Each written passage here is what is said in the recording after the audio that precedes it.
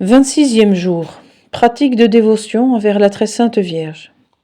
En dehors des prières, des exercices publics et officiels que pratique l'Église et qu'elle a réglés pour honorer Marie et obtenir son intercession, il y a bien des pratiques de dévotion qui sont usitées parmi les chrétiens et que chacun peut suivre selon sa piété et ses goûts.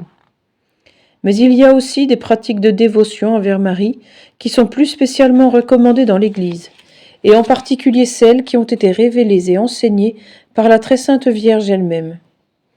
Ainsi Marie a révélé au bienheureux Simon Stock que ceux qui porteraient avec dévotion pendant leur vie son scapulaire du mont Carmel et qui mourraient revêtus de ce scapulaire seraient assurés d'une protection spéciale sur la terre et échapperaient sûrement aux flammes de l'enfer.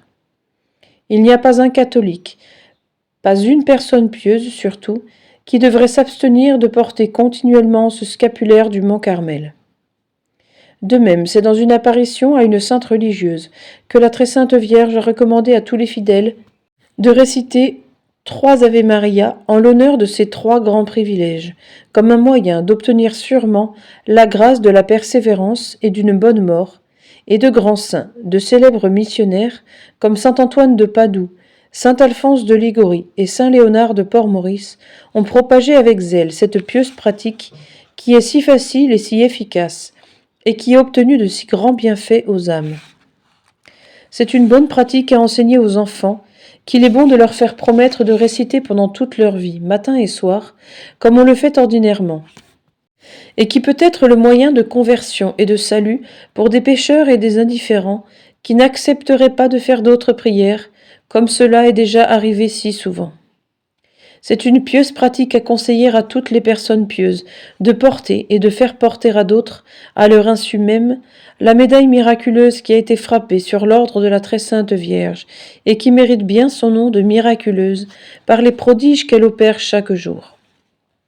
Enfin, pas un chrétien ne devrait passer un jour sans réciter au moins une dizaine de chapelets, et la Très Sainte Vierge nous recommandait encore cette pratique de dévotion dans ses apparitions à Lourdes. On n'en fait jamais trop pour la Très Sainte Vierge, et le moindre acte de dévotion à son égard nous obtient de grandes grâces du ciel. Jeanne d'Arc était fidèle à toutes les pratiques de dévotion instituées de son temps dans l'Église.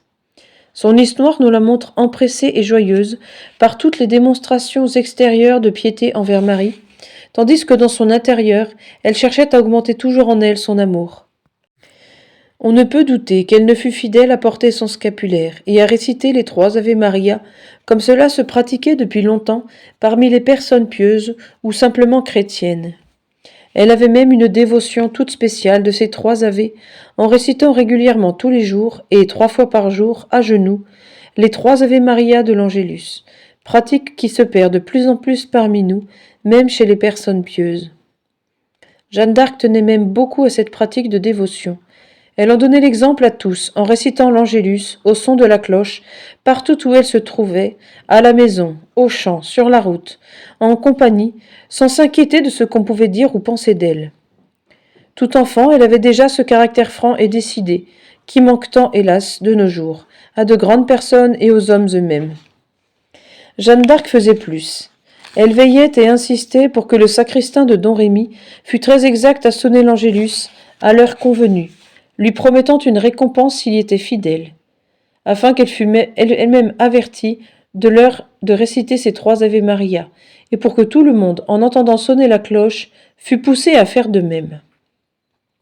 Nul doute que Jeanne ne s'employait aussi avec zèle auprès de ses compagnes, surtout quand elle se trouvait avec elles au sanctuaire de Notre-Dame de Bermond, où elle les emmenait souvent, tous les samedis au moins, pour leur faire connaître cette dévotion de l'Angélus et des 3 Ave Maria, la leur faire pratiquer avec elle et leur recommander de ne pas l'oublier en leur particulier. Plus tard, au milieu des camps, quand Jeanne d'Arc faisait prêcher à ses soldats, organisait pour eux des cérémonies religieuses et leur faisait réciter des prières publiques, elle ne manquait pas de recommander à tous la dévotion des 3 Ave Maria, car elle recommanda toujours de pratiquer tout ce qui était institué dans l'Église en l'honneur de la Très Sainte Vierge, ainsi qu'elle en donnait elle-même un exemple parfait et éclatant. Exemple. Un jour que l'armée française était en marche pour conduire le roi à Reims, celui-ci s'avançait à cheval, entouré des chefs et des personnages de la cour. Jeanne d'Arc se tenait un peu à l'écart, laissant aux seigneurs et aux courtisans le soin d'entretenir le roi. À un moment donné, on vint à parler de choses sérieuses, de plans à tracer pour les dernières opérations de la guerre et la délivrance du royaume. Chacun émettait son avis, et le roi voulut enfin connaître celui de Jeanne. Celle-ci marchait toujours à côté, et semblait absorbée dans ses pensées. Elle ne paraissait pas se rendre compte de ce qui se passait autour d'elle. « Jeanne !» dit le roi. Et Jeanne ne répondit point. On se rapprocha de Jeanne, qui, sortant de son recueillement, se mit en devoir de répondre, comme toujours avec bonne grâce. « Nous discutions de graves affaires concernant le royaume, dit le roi. Vous n'avez donc pas entendu ?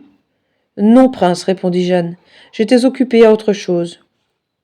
Que faisiez-vous donc? À quoi pensiez-vous? Continua le roi. Je récitais mon chapelet, prince, répondit Jeanne tout simplement. Ainsi Jeanne pensait à prier Marie en public, comme en son particulier, et elle conduisait la France au salut et à la gloire en récitant son chapelet et en demandant la protection de Marie. Prière.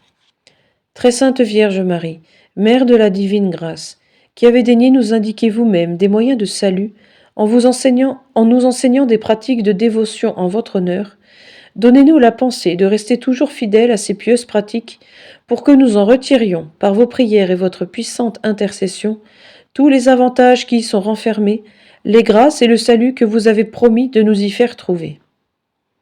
Bienheureuse Jeanne d'Arc, priez pour nous afin qu'à votre exemple, nous soyons portés de dévotion envers la Sainte Vierge, et que nous accomplissions simplement et généreusement toutes les pratiques de piété qui peuvent lui plaire.